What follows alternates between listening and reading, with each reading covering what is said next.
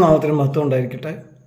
അപ്പോൾ ഇവിടെ അപ്പോസ്തലനായ പൗലോസ് എഫേസ്യർക്ക് എഴുതിയ ലേഖനം 5-ാം അധ്യായത്തിൽ ഒരു കൂട്ടുകുടുംബത്തിനകത്ത് ആളുകൾ എങ്ങനെയാണ് പെരുമാറേണ്ടത് എന്നതിനെക്കുറിച്ചാണ് സംസാരിക്കുന്നത്. അപ്പോൾ അന്നുണ്ടായിരുന്ന ഭവനങ്ങളിൽ യജമാനുണ്ടാവും, യജമാൻ്റെ ഭാര്യ ഉണ്ടാവും, യജമാൻ്റെ മക്കളുണ്ടാവും, ഈ മക്കൾക്കും ചിലപ്പോൾ കുടുംബങ്ങളുണ്ടാവും, പിന്നെ ദാസന്മാർ ഉണ്ടാവും. അപ്പോൾ അങ്ങനെയുള്ള കൂട്ടുകുടുംബങ്ങളിൽ വ്യക്തികൾ ജീവിക്കുമ്പോൾ അതിന് ചില വ്യവസ്ഥകളൊക്കെ ഉണ്ടായിരുന്നു, എഴുതപ്പെടാത്ത ചില നിയമങ്ങൾ അവർ പാലിച്ചുകൊണ്ടിരുന്ന, സ്വാഭാവികമായിട്ട് അവർ പാലിച്ചുകൊണ്ടിരുന്ന ചില നിയമങ്ങൾ. സമൂഹത്തിൻ്റെ മൊത്തത്തിലുള്ളതിൻ്റെ ഒരു ചെറിയ ഒരു സാമ്പിൾ മാതിരി നമുക്ക് ഓരോ കൂട്ടുകുടുംബത്തെയും കാണാൻ സാധിക്കും എന്നാണ് അവിടെ ഉണ്ടായിരുന്ന വലിയ എഴുത്തുകാർ ആ കൂട്ടുകുടുംബ സമ്പ്രദായത്തെക്കുറിച്ച് എഴുതിയിരിക്കുന്നത്.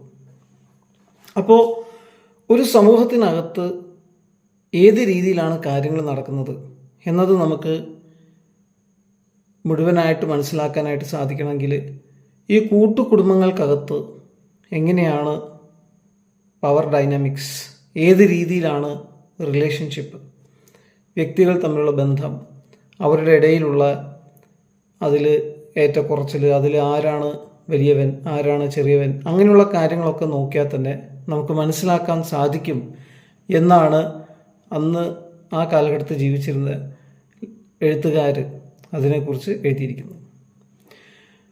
അപ്പോൾ ഒരു കൂട്ടുകുടുംബം അല്ലെങ്കിൽ ഇതുപോലത്തെ കൂട്ടുകുടുംബങ്ങൾ വാസ്തവത്തിൽ ആ സമൂഹത്തിൻ്റെ തന്നെ ഒരു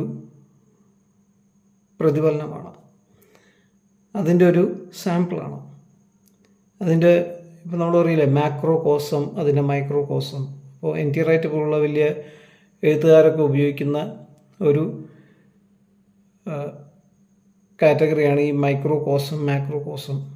അപ്പോൾ മൊത്തത്തിലുള്ളത് നമുക്ക് കാണണമെന്നുണ്ടെങ്കിൽ അതിൻ്റെ ഒരു ചെറിയ സാമ്പിൾ മാതിരി നമുക്ക് ഈ കൂട്ടുകുടുംബത്തെ നോക്കിയാൽ എങ്ങനെയാണ് കാര്യങ്ങളെന്ന് മനസ്സിലാക്കാനായിട്ട് സാധിക്കും. ഇപ്പോൾ നമ്മൾ ഈ വിഗ്രഹങ്ങളെ സേവിക്കുന്ന ആളുകൾക്ക് വലിയ വലിയ അമ്പലങ്ങളുണ്ട്. ആ വലിയ അമ്പലത്തിൽ വലിയ ഒരു ദേവനോ ദേവിയായിരിക്കും ഇരിക്കുക, അതിൻ്റെ വലിയൊരു പ്രതിമയായിരിക്കും. പക്ഷേ അതിൻ്റെ കൊച്ചു കൊച്ചു പ്രതിമകൾ ആൾക്കാർക്ക് വീട്ടിൽ കൊണ്ടുപോയി വയ്ക്കാനായിട്ട് കിട്ടും അല്ലേ. അപ്പോൾ എന്ന് പറയുന്ന മാതിരി ആ വലിയ സാധനത്തിൻ്റെ ചെറിയ ചെറിയ പ്രതീകങ്ങളാണത് എന്ന് പറയുന്നത് മാതിരിയാണ് ആ മൊത്തത്തിലുള്ള സമൂഹത്തിൻ്റെ ഒരു ചെറിയ പ്രതീകമാണ് ഓരോ കൂട്ടുകുടുംബവും. അപ്പോൾ ആ കൂട്ടുകുടുംബത്തിനകത്ത് കഴിയുന്ന ആളുകൾക്ക് അവരുടെ ഇടയിൽ അവരെങ്ങനെയാണ് പെരുമാറേണ്ടത് എന്നതിനെക്കുറിച്ചുള്ള നിർദ്ദേശങ്ങളാണ് പൗലോസ് നൽകുന്നത്. അപ്പോൾ ഈ നിർദ്ദേശത്തിലേക്ക് കടക്കുന്നതിന് മുമ്പ് പൗലോസ് അതിൻ്റെ ഒരു ബാക്ക്ഗ്രൗണ്ട് സൃഷ്ടിക്കുകയാണ്. പൗലോസ് പറയാണ്, നിങ്ങൾ ആരാണ് എന്നത് നിങ്ങൾ മനസ്സിലാക്കണം, നിങ്ങൾ എവിടെയാണ് എന്നതും നിങ്ങൾ മനസ്സിലാക്കണം, എന്നാലേ നിങ്ങൾ ഏത് രീതിയിലാണ് തമ്മിൽ തമ്മിൽ പെരുമാറേണ്ടത് എന്നതിനെക്കുറിച്ച് നിങ്ങൾക്ക് തിരിച്ചറിവുണ്ടാവുള്ളൂ. അപ്പോൾ ആദ്യത്തെ 2 അധ്യായങ്ങളിൽ പൗലോസ് പറയുന്നത് നിങ്ങൾ ആരാണ്, അടുത്ത 2 അധ്യായങ്ങളിൽ പൗലോസ് പറയുന്നത് നിങ്ങൾ എവിടെയാണ് ഇപ്പോൾ ആയിരിക്കുന്നത്. ഈ തുടർന്നുള്ള അധ്യായങ്ങളിൽ 4-ാം അധ്യായത്തിൻ്റെ അവസാന ഭാഗവും 5-ഉം 6-ഉം അവിടെയെല്ലാം പൗലോസ് പറയുന്നത് അതുകൊണ്ട് നിങ്ങൾ എങ്ങനെയാണ് തമ്മിൽ തമ്മിൽ പെരുമാറേണ്ടത്. അപ്പോൾ ഈ കാര്യങ്ങൾ വിശദീകരിക്കാനായിട്ട് പൗലോസ് ഉപയോഗിക്കുന്ന ചില ഉപമകളുണ്ട്, അനാലജീസ് ഉണ്ട്. അതിൽ പ്രധാനമായിട്ട് പൗലോസ് 1-ാം അധ്യായം തൊട്ടേ ഉപയോഗിക്കുന്ന ഒരു അനാലജിയാണ്, ഒരു ഉപമയാണ് ഒരു കുടുംബത്തിൻ്റെ ഉപമ. ആ കുടുംബത്തിനകത്ത് നമ്മളെല്ലാവരും ദൈവത്തിൻ്റെ മക്കളാണ്. നമ്മൾ തമ്മിൽ തമ്മിൽ സഹോദരി സഹോദരന്മാരാണ്. നമ്മൾ ദൈവത്തിൻ്റെ അവകാശികളാണ്. യേശു ക്രിസ്തു നമ്മുടെ ജ്യേഷ്ഠ സഹോദരനാണ്. ദൈവം നമ്മുടെ പിതാവ്. അപ്പോൾ അതൊരു കുടുംബമാണ്. നമ്മൾ എവിടെയായിരിക്കുന്നത്? ദൈവത്തിൻ്റെ ഭവനത്തിൽ, അഥവാ ദൈവത്തിൻ്റെ കുടുംബത്തിലാണ് നമ്മളായിരിക്കുന്നത്. നമ്മൾ ആരാണ്? നമ്മൾ ദൈവത്തിൻ്റെ മക്കളാണ്. നമ്മൾ തമ്മിൽ സഹോദരി സഹോദരന്മാരാണ്. നമ്മൾ ദൈവത്തിൻ്റെ അവകാശികളാണ്. അപ്പോൾ ഇനി നമ്മൾ എങ്ങനെയാണ് പെരുമാറേണ്ടത്? പൗലോസ് ആ കുടുംബത്തിൻ്റെ അനാലജി ഇവിടേക്ക് കൊണ്ടുവരികയാണ്. ഈ കുടുംബങ്ങളുടെ ആ സ്ട്രക്ചർ പൗലോസ് അതേപടി അവിടെ ഉണ്ടായിരുന്ന സമൂഹത്തിൽ നിന്ന് എടുത്തിട്ട് അതിനകത്ത് ഓരോ വ്യക്തികൾക്ക്, ഓരോ നിലയിൽ നിൽക്കുന്ന വ്യക്തികൾക്ക് നിർദ്ദേശങ്ങൾ കൊടുക്കുകയാണ്. അപ്പോൾ ആ കൂട്ടുകുടുംബത്തിനകത്ത് യജമാനുണ്ട്, ദാസനുണ്ട്, ഭർത്താവുണ്ട്, ഭാര്യയുണ്ട്, അപ്പനമ്മമാരുണ്ട്, മക്കളുണ്ട്. ഈ പറയുന്ന ഓരോ സ്ഥാനങ്ങളിൽ നിൽക്കുന്ന വ്യക്തികളുടെ സ്ഥാനങ്ങൾ അതേപോലെ തന്നെ സൂക്ഷിച്ചുകൊണ്ട് അവരുടെ ചുമതലകൾ പൗലോസ് വിശദീകരിക്കുകയാണ്. ആ ചുമതലകൾ വിശദീകരിക്കുമ്പോൾ ചില മാറ്റങ്ങൾ പൗലോസ് കൊണ്ടുവരികയാണ്. അപ്പോൾ പലപ്പോഴും ഞാൻ നേരത്തെ പറഞ്ഞ മാതിരി ആളുകൾക്കുള്ള സംശയം എന്ന് പറഞ്ഞാൽ പൗലോസ് അടിമത്വ സമ്പ്രദായത്തെ സപ്പോർട്ട് ചെയ്യുകയാണോ?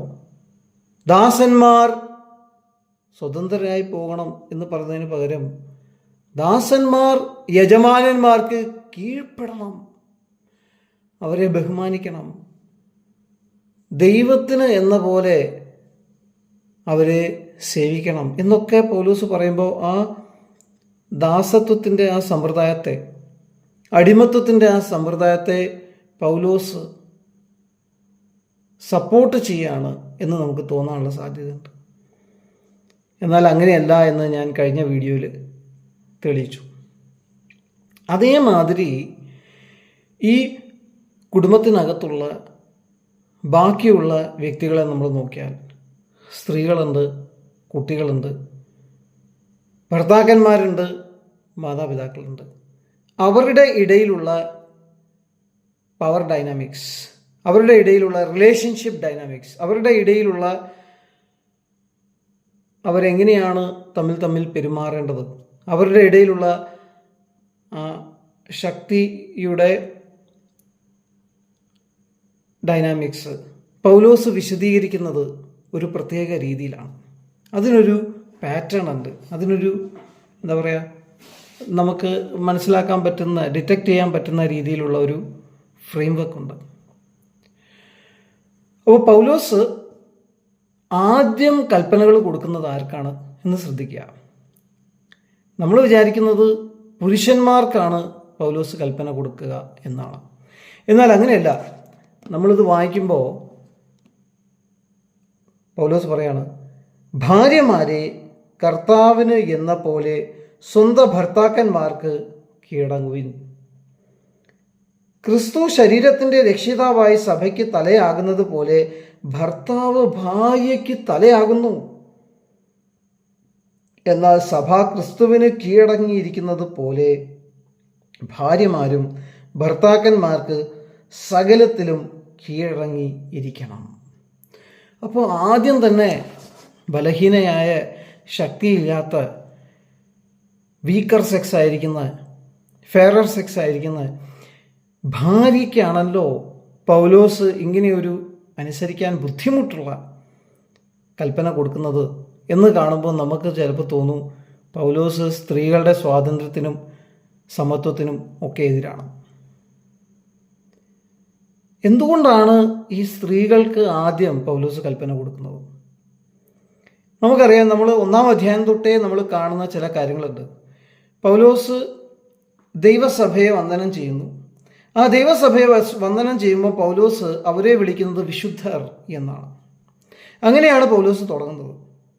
നിങ്ങളെല്ലാവരും ദൈവത്താൽ സ്വീകരിക്കപ്പെട്ടവരാണ്, നിങ്ങളെല്ലാവരും ഭാവികളല്ല, ഇപ്പോൾ നിങ്ങൾ വിശുദ്ധരാണ് എന്നൊക്കെ പറഞ്ഞു തുടങ്ങിയിട്ട് പിന്നെ ദൈവം അവർക്ക് കൊടുത്തിരിക്കുന്ന അനുഗ്രഹങ്ങളെക്കുറിച്ച് ദൈവത്തിൻ്റെ സൈഡിൽ നിന്നുള്ള കാര്യങ്ങൾ വിശദീകരിക്കുകയാണ്.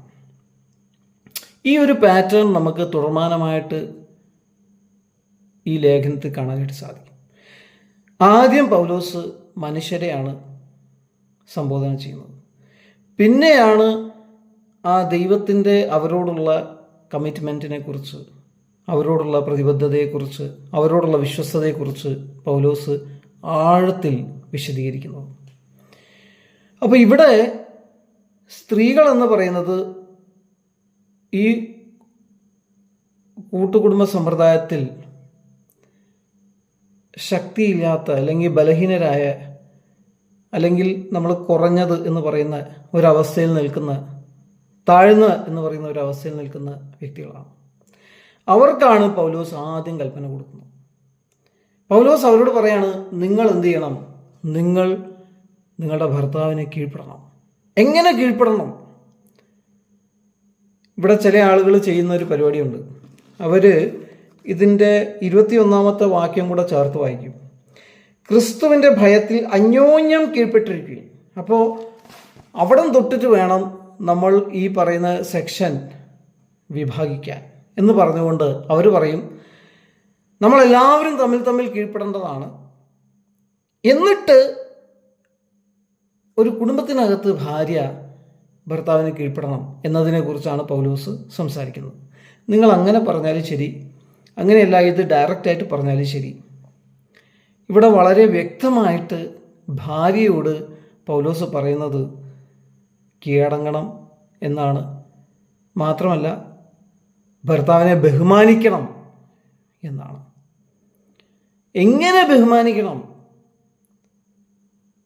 ദൈവത്തെ ബഹുമാനിക്കുന്നത് പോലെ ബഹുമാനിക്കണം. ദൈവസഭ ക്രിസ്തുവിന് സകലത്തിലും കീഴ്പ്പെട്ടിരിക്കുന്നു. അതുപോലെ സകല കാര്യങ്ങളിലും ഭാര്യ ഭർത്താവിന് കീഴടങ്ങണം എന്നാണ് പറയുന്നത്. അപ്പോൾ നമ്മളൊരു ടീം എടുക്കുക, ഒരു ക്രിക്കറ്റ് ടീം. അതിനകത്ത് എല്ലാ പ്ലെയേഴ്സും തുല്യരാണ്. ഇപ്പം ഞാൻ പറഞ്ഞില്ലേ, ക്രിസ്തുവിൽ ആരും വലിയവനെന്നില്ല, ചെറിയവനെന്നില്ല, എല്ലാവരും തത്തുല്യരാണ്, എല്ലാവരും പുതിയ സൃഷ്ടികളാണ്. ഈ പുതിയ സൃഷ്ടിയായിരിക്കുന്ന നമ്മളെല്ലാവരും തുല്യരാണ്. സ്ത്രീയെന്നോ പുരുഷനെന്നോ യഹൂദനെന്നോ വിജാതീയനെന്നോ